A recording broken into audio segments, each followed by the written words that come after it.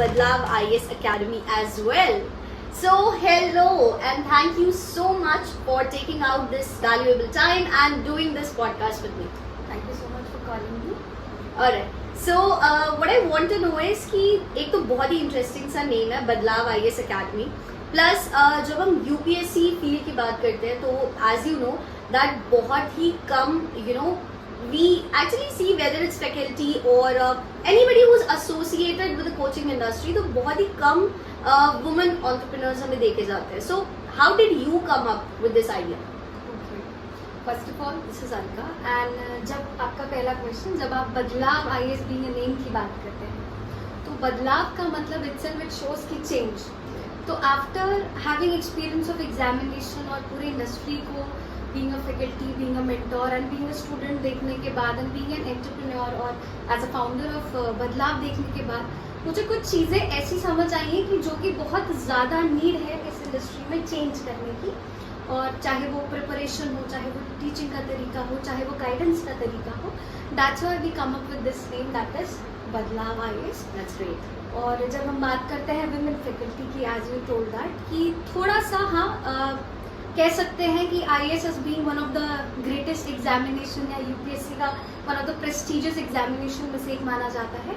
But yes womens are less in this number. चाहे आप faculty ले लीजिए, चाहे आप सर्विसेज की बात कर लीजिए, चाहे आप एस्पिरेंट्स की बात कर लीजिए, क्योंकि कहीं ना कहीं हमारी सोसाइटी आज भी एक बैरियर की तरह काम कर रही है इस पूरी पर्टिकुलर स्टफ में. जैसे जैसे आगे बढ़ते हैं तो मैं आपको शायद पिक्चर थोड़ी और बड़ी क्लियर कर पाऊँ. Absolutely. And I think we are really grateful that women like you are stepping ahead and they are trying to at least break all the barriers ताकि कोई भी फील्ड में, कोई भी इंडस्ट्री में चाहे वो कोई भी एग्जामिनेशन क्यों ना हो, कोई भी फील्ड क्यों ना हो, जितने भी फीमेल एस्पिरेंट्स है या फिर जो हमारी यंग जनरेशन है उनके लिए रास्ते थोड़े से आसान हो जाएंगे. Also I would really like to request कि आप पहले एक क्विक इंट्रोडक्शन हमें दे दें about UPSC examination itself. Okay, जब हम UPSC की बात करते हैं that is union public service commission, जिसमें हम CSE का एग्जाम दे रहे हैं, that is civil service examination. And this examination is basically conducted on 3 level. That is prelims जिसमें हम MCQ बेस्ड क्वेश्चंस प्रिपेयर करते हैं, that is pre and mains, GS paper, GS general studies paper and CSAT. And then इसके बाद written paper होता है, that is means कहते हैं आप जिसमें आपके 2 लैंग्वेज पेपर होते हैं, English and 1 English is mandatory और एक आप कोई भी 22 लैंग्वेजेस में से कंसिडर करते हैं. Then that is qualifying paper and then उसके बाद आप देखते हैं कि there is essay writing paper and 4 GS के पेपर होते हैं जिसमें आप हिस्ट्री, ज्योग्राफी, पॉलिटी, इकोनॉमी हर एक सब्जेक्ट एक्सपेक्ट कर सकते हैं. And there is 1 optional paper and optional के आपके 2 पेपर होते हैं. ऑप्शन ज़्यादातर स्टूडेंट्स वो लेते हैं जिसमें दे कंसिडर कि हाँ this is a plus subject और ये हमें 500 में से अच्छा खासा स्कोर करवा सकता है. एंड देन उसके बाद we have interview and then final merit आती है. That is basically the examination is all about. My God, even to listen about the entire pattern, it's very overwhelming. And तभी अगर मैं ये बात कहूँ कि UPSC एग्जाम की जब हम बात करते हैं तो द एग्जामिनेशन इटसेल्फ इतना लंबा टेन्योर है उसका. सो डू यू फील कि एक ये भी रीजन है कि फीमेल एस्पिरेंट्स कम है? ऑल्सो अगर वो कम भी हैं या फिर अगर मैं कहूँ कि अगर इनिशियली इक्वल नंबर होता है बट वो हमेशा एक टाइम लिमिट के साथ आते हैं कि तुम्हारे पास इतना टाइम है, if you can clear the examination in this much amount of time तो ठीक है, otherwise no need because we can't give you that much amount of time. Does that happen? I completely agree with that. Actually अगर मैं अपनी बात करूँ तो मैं शायद इस मामले में काफ़ी लकी निकली कि मेरे पेरेंट्स ने मुझे काफ़ी इसमें सपोर्ट किया. लेकिन अपनी इस पूरी जर्नी में मैंने अपने बहुत फ्रेंड्स भी ऐसे देखे और अपनी ऐसी बहुत स्टूडेंट्स भी देखी हैं जिनका फैमिली एक बैरियर है. लाइक जब वो घर से निकलती हैं, एक तो स्पेसिफिकली अगर मैं डेली ओरिएंटेड बात करूँ गर्ल्स की, तो डेली ओरिएंटेड एस्पिरेंट्स को शायद इतना ज़्यादा नहीं परेशान होना पड़ता है जितना कि कोई फीमेल एस्पिरेंट बाहर से आती है, लाइक किसी भी अदर स्टेट से अगर आती है तो सबसे पहले उनको एक टैग दिया जाता है कि भाई this is the specific time period, इसके बाद अगर हुआ तो हुआ, नहीं हुआ तो आपकी शादी कर दी जाएगी. और अगर आप एस्पिरेंट है और जब आप प्रिपरेशन में उतर रहे हैं तो कई बार प्रिपरेशन अपने आप में ही 1.5 साल का प्रोसेस होता है. 1.5 से 2 साल का प्रोसेस हो जाता है। उसके बाद एग्जामिनेशन लगभग 1.5 साल की आपकी होती है, तो उसके लिए मुझे मिनिमम अगर मैं बोलूँ तो टाइम ही 2 से 3 साल का चाहिए।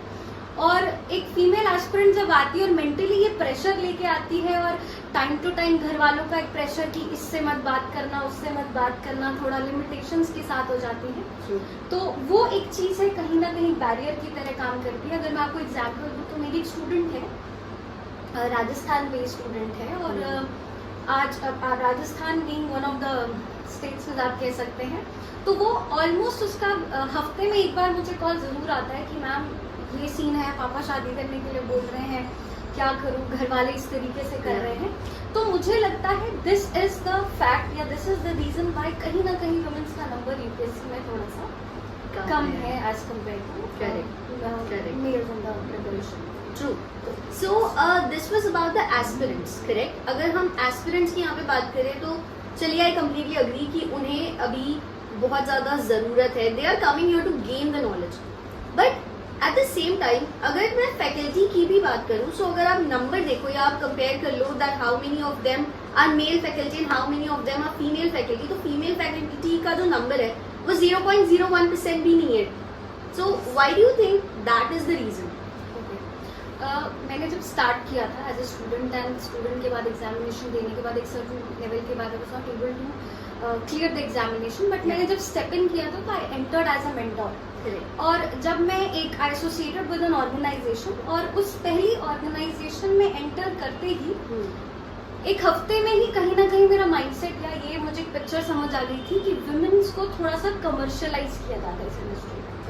तो अगर आप वुमेन्स का नंबर देखेंगे एज कम्पेयर टू फैकल्टीज, आपको वुमेन्स देखने के लिए मिलेंगी, but mostly as a counsellors, as a mentors. तो कहीं ना कहीं वो ग्लास सीलिंग या कह सकते हैं कमर्शलाइजेशन ऑफ वुमेन इस इंडस्ट्री में होता है, और फैकल्टीज तक बहुत ज्यादा आगे बात नहीं इसलिए भी पहुंच पाती है क्योंकि एक वर्क कल्चर और एक वर्क बैरियर होता है इसमें। कई बार आपको ये होता है कि 8 घंटे की क्लासेस लेनी होती है तो शायद 10 से 12 घंटे एक्सटेंड करना पड़ता है। कई बार कोई एक्स्ट्रा क्लासेस लग जाना या कुछ भी डाउट है, आज जैसे एग्जामिनेशन का रिजल्ट आ गया तो रेगुलर आपको कभी भी बुलाया जा सकता है किसी भी पर्पज से। तो मुझे ये, और वुमेन बीइंग की हर टाइम ये कंसिडर किया जाता है कि शायद वुमेन हर वक्त अवेलेबल नहीं रहेगी because of caring nature and because of the family circumstances. इसीलिए भी एक रीजन आप कह सकते हैं कि एज अ फैकल्टी तो आपको कम दिखेगी, लेकिन एज अ मेंटर और एज अ काउंसलर वुमेन से आपको थोड़ा सा ज्यादा देखने को मिलेगा। मतलब जिस एग्जामिनेशन के बेसिस पे हम अपनी सोसाइटी चेंज करने की बात करते हैं, एग्जैक्टली वो एग्जामिनेशन और वो इंडस्ट्री भी मेल डोमिनेटिंग ही है। काइंडली कह सकते हैं, बट पूरी तरीके से सच नहीं। बट हाँ, कहीं ना कहीं आपको हर एक फैकल्टी में मेल कोचिंग्स में मेल का रेशियो ज्यादा दिखेगा as a faculty as compare to female. Do you also believe कि एक स्टूडेंट का जो पर्सपेक्टिव होता है वो भी काफी डिफरेंट होता है मेल टीचर और फीमेल टीचर के प्रति, क्योंकि they take the male teacher और the male faculty quite seriously as compared to the female faculty? कह सकते हैं एक्चुअली। वैसे तो ये चीज़ होती है अक्सर, मैंने देखा भी, जैसे मैं अपने ही एग्जाम्पल्स के तौर पे देखूंगी जब मैं स्टूडेंट्स की बात करती हूँ तो कुछ स्टूडेंट्स जो होते हैं they are actually more comfortable with male faculties, और वो ना चाहते हुए भी, भले ही कोई बैरियर्स होते नहीं है, बट एक फीमेल फैकल्टी से कई बार एक बैरियर्स क्रिएट हो जाते हैं। क्योंकि अब क्या है ना कि स्कूल से कॉलेजेस से बाहर निकले हैं बच्चे, तो स्कूल में आप फिर भी एक वो रिस्पेक्ट के बीच में और मजाक के बीच में थिन लाइन बता होती है स्कूल में, लेकिन बीइंग एन एस्पिरेंट वो थिन लाइन बैठा के बताना कि क्या थिन लाइन है वो चीज़ पॉसिबल नहीं है। तो कई बार स्टूडेंट्स को वही थिन लाइन या मेंटली जो भी आप कह सकते हैं बैरियर्स बना के वो बहुत ज़्यादा कंफर्टेबल फीमेल से नहीं हो पाती, आउट ऑफ रिस्पेक्ट कह सकते हैं या आउट ऑफ वो बैरियर कह सकते हैं। तो वो ज़्यादा comfortable I guess yes male के साथ ही हो पाते हैं यहाँ पे as compare to female. Alright. That was really kind of you to be completely honest about it, because I can completely relate. क्योंकि I think out of respect और out of concern तो एक barrier है ही, but साथ ही साथ don't you feel, क्योंकि UPSC aspirant, UPSC एक ऐसी एग्जामिनेशन है ना जहाँ पे कोई एज लिमिट है नहीं, करेक्ट? 18 साल का बच्चा भी प्रिपेयर कर रहा है और यू नो 26-27 साल का भी इंसान प्रिपेयर कर ही रहा है. सो कोई एक स्पेसिफिक एज लिमिट है नहीं यहाँ पे. सो डू यू फील कि फीमेल फैकल्टी भी कहीं ना कहीं बहुत बार अनकंफर्टेबल यू नो हो जाती है इन द क्लास? ये भी एक तरीके से फैक्ट है, क्योंकि कई बार क्या होता है कि I will going to share my experience, क्योंकि मैं जब क्लास में थी तो उस time I was not that particular age, लेकिन मेरी क्लास में 35 ईयर्स के जो एक सर थे, ही वॉज टेकिंग क्लास, और जब मैं समझा रही थी चीज़ें तो वो उनका फेस बता रहा था कि ये मुझे क्या समझाएगी, ये तो बच्ची है मेरे सामने. Correct. तो वो चीज़ है. और बीइंग अ फीमेल टीचर आप चाह के भी क्लास में बहुत टोन उस तरीके के आप डांट सकते हैं, बट फिर भी डांटने के बाद भी वो सामने जो इस तरीके के एस्पिरेंट्स रहते हैं जो अपने ही एक उसमें और एज डिफरेंस को मेंटल बैरियर बना के बात करते हैं, वो चीज़ आप चाह के भी नहीं कर पाएंगे. तो कहीं ना कहीं ये फीमेल को ऑटोमेटिकली एक वो दिमाग में चीज़ें आती है, और बच्चे कहीं ना कहीं ये discrimination they don't take female faculty seriously. Correct. तो मैक्सिमम केसेस में आपको ये देखने के लिए मिलेगा. that's definitely a sad reality of you know our society कि अगर हम ज़्यादा डांट लगा रहे हैं तो भी हमें सीरियसली नहीं लिया जा रहा. And if you are trying to you know make a friendly you know relationship with the student कि it's okay if you have any doubts you can come and ask to me, तो वो फिर doubts को छोड़ के बाकी सारी चीजें पूछने लग जाते हैं. वो चीज़ है. जैसे कई बार होता है कि कई बार आप जब ओवर फ्रेंडली हो जाते हो जस्ट टू, बिकॉज जब आप प्रिपरेशन करते हो तो इट्स नॉट ऑलवेज कि आपको स्टडी रिलेटेड ही प्रॉब्लम होती है. कई बार आपकी पर्सनल प्रॉब्लम्स भी आपको प्रिपरेशन में बहुत ज़्यादा परेशान करती हैं.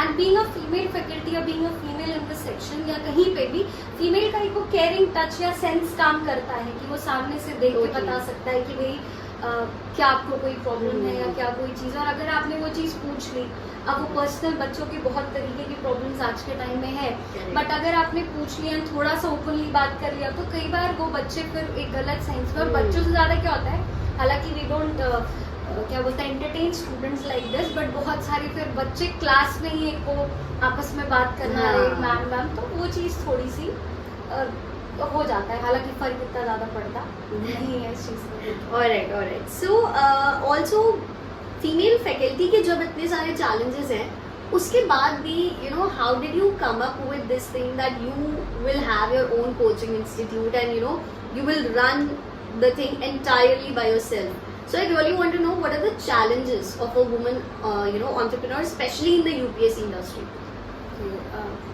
Good question. जब हम स्टार्ट किया था तभी कह सकते हैं कि मैंने एक चीज़ आपको स्टार्टिंग में ही बताया कि आई वॉज लकी बीइंग कि मेरे जो घर वालों का जो सपोर्ट है वो मुझे बहुत ज़्यादा है.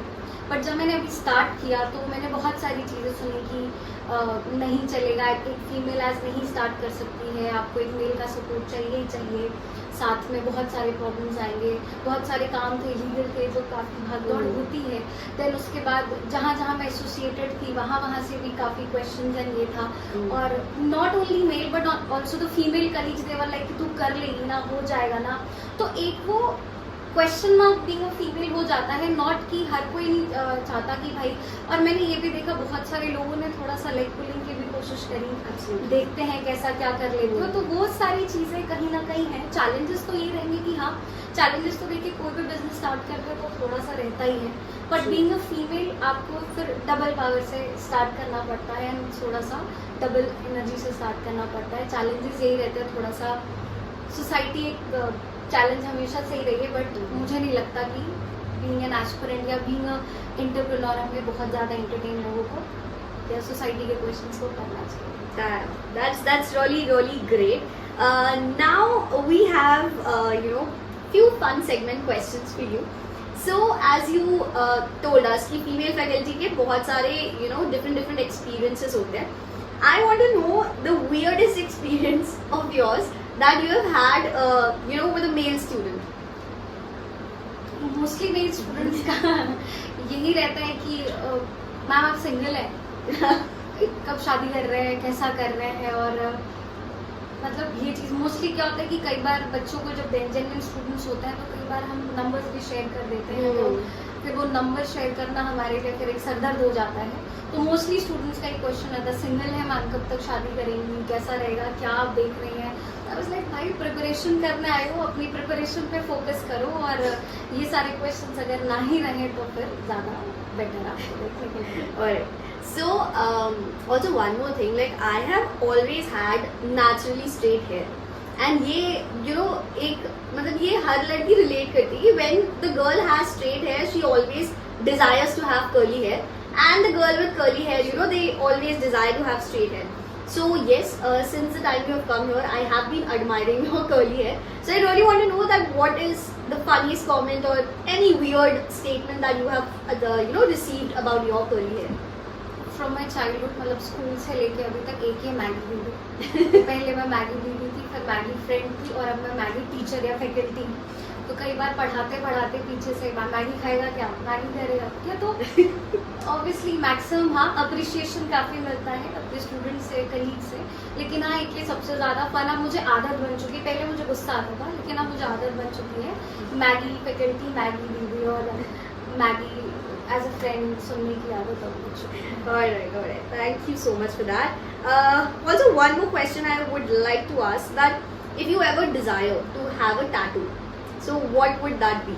बदलाव। आई ऑलवेज वॉन्ट चेंज, तो बदलाव will be the best tattoo जिसको मैं प्रेफर करना चाहूँगी।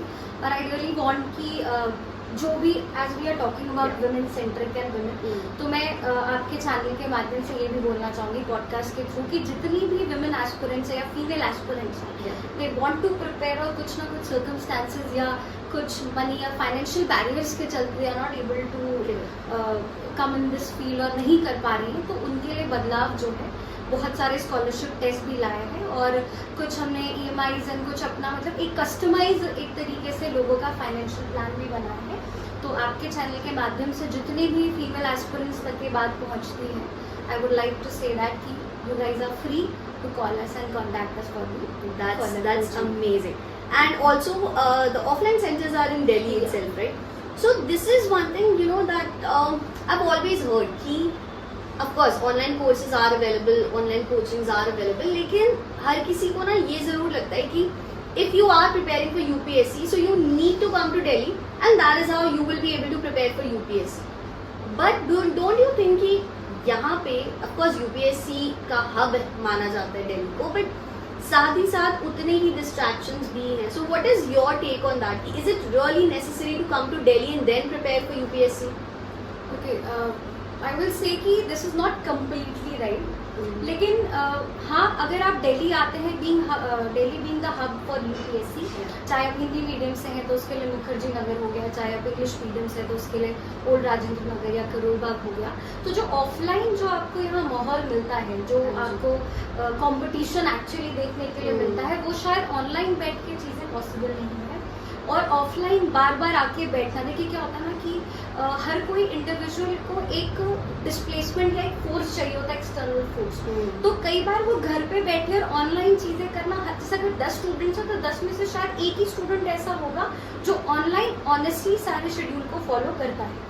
तो मुझे लगता है कि ऑफलाइन आना और ऑफलाइन आके पढ़ना, दिल्ली में आइए 1 से 1.5 साल आइए, बैठिए पढ़िए, तो आपको ऑटोमेटिकली समझ आएगा कि यहाँ के आसपास का जो माहौल है, कई बार ये माहौल पॉजिटिवली और नेगेटिवली दोनों तरीके से काम करता है। जैसे पॉजिटिवली इज लाइक कि आपको जब आप एक स्टेप रखते हैं ओल्ड राजेंद्र नगर के उस 1.5 किलोमीटर के पूरे बैरियर में जहाँ सारी कोचिंग्स और सारे इंस्टीट्यूट्स और सारे बुक स्टॉल्स हैं, आपको ये देखने के लिए मिलेगा कि every person is there is आपका एस्पिरेंट ही रहेगा। 10 में से 9 बंदे में एस्पिरेंट है, तो आपको एक्चुअली ऑन ग्राउंड समझ आता है कि मेरा कंपटीशन कितना बड़ा है, तो आप अपना टाइम वेस्ट कम से कम करते हैं। लेकिन जब आप वही चीज़ अगर आप नेगेटिवली देखते तो कई बार बहुत सारे लोग दिल्ली में आके थोड़ा सा अलग जोन में भी चले जाते हैं। बट आई पर्सनली से कि येस 80% इट इज राइट कि आप आके दिल्ली में आइए, प्रिपरेशन करिए, तो ज़्यादा बेटर प्रिपरेशन आपकी होगा because of the circumstances and environment. Alright, so thank you so much for coming here today. Also now, before wrapping it up, I would like to ask you that what are the few motivational things that you would like to pass on, especially to the female aspirants over here. Okay, जब भी मैं female aspirants की बात करती हूँ और जब भी वो प्रिपरेशन के लिए यहाँ पे आते हैं, तो तो मैं आपसे ये ज़रूर बोलूँगी कि जब आप दिल्ली आ रहे हैं तो ऑटोमेटिकली आप बहुत बड़े फाइटर हैं और आप यहाँ जो प्रिपरेशन के लिए आ रहे हैं आप एक मेंटल बैरियर के साथ, मेंटल एक फ्रीडम के साथ आइए कि भाई यहाँ आने के बाद आपको 1 से 1.5 साल जो आपको बैरियर के तौर पे दिया गया है उसको पॉजिटिवली यूज़ करिए, आप उसको यूटिलाइज करिए। और हाँ, यहाँ पे अगर आप पॉजिटिवली काम करते हैं तो 1.5 साल 2 साल या 1 साल का टाइम भी बहुत पॉजिटिवली आपका जो रिजल्ट है वो रिजल्ट ओरिएंटेड रहेगा। 1-1.5 साल के लिए भूल जाइए कि घर वालों की तरफ से क्या प्रेशर है, किसने आपको क्या टाइम ड्यूरेशन दे रखा है, किससे शादी करा देंगे, कुछ नहीं, सब भूल जाइए। एक बार आप एग्जामिनेशन सब कुछ भूल के क्लियर कर लेते हैं तो शायद ये सारे जो बैरियर्स हैं जो आपको रोकते हैं प्रिपरेशन करने के टाइम पे या आपको वार्निंग के तौर पे दिया जाता है कि ये कर देंगे वो कर देंगे, पहली बार में नहीं निकला तो दूसरी बार में, वो सब खत्म हो जाएगा जब आपके पास IAS IPS कोई भी एक टैग आपको मिल जाता है। फिर मैं यही कहना चाहूँगी, आप कभी भी इन बैरियर्स को अपना एक एक्सक्यूज मत बनाइए, ऑलवेज ट्राई कि इन सबसे ओवरकम करके आप रिजल्ट दीजिए, आपको खुद ही समझ आ जाएगा आपके आसपास की सर्कमस्टेंसेस और एनवायरनमेंट सब बेटर हो जाएगा।